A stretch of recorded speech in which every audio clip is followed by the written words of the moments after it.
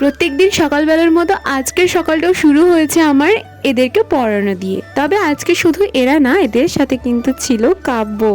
কাব্য এসেছে কিছুদিন হলো, কারণ বাড়িতে আছে কার্তিক পুজো। আর আজকের ব্লগটা হতে চলেছে সেই কার্তিক পুজোরই ব্লগ, যেটার দুটো পার্ট হবে। এটা হচ্ছে পার্ট 1, এরপর আসবে পার্ট 2।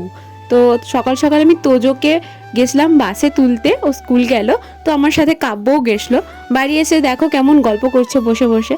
তারপরে কাব্য আর রিধান দু ভাই মিলে খেলছিল, তো আমার ভীষণ ভালো লাগছিল দেখতে, তাই মানে ক্যাপচার করে নিয়েছি। আর এদিকে শুরু হয়ে গেছে রান্না বান্না। মা ছোদ্দাদু এখানে একটু হেল্প করছিল।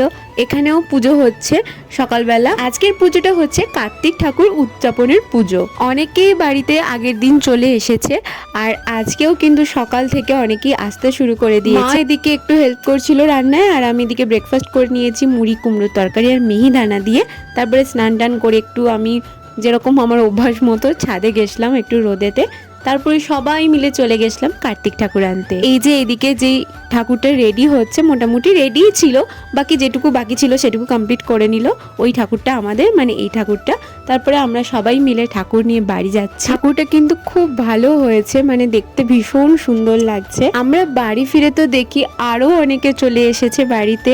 আর এই যে ঠাকুর ভেতরে ঢোকানো হচ্ছে, এরপর ঠাকুরটাকে তোলা হবে ওপরে, আর ওপরেই সুন্দর করে ডেকোরেশন করা হবে। এবার শুরু হবে খাওয়া দাওয়া। আর আমাদের বাড়িটা যেহেতু বেশ অনেকটাই লম্বা, মানে বড়, তো দুয়ারি খাওয়া দাওয়ার আয়োজন করা হয়েছে।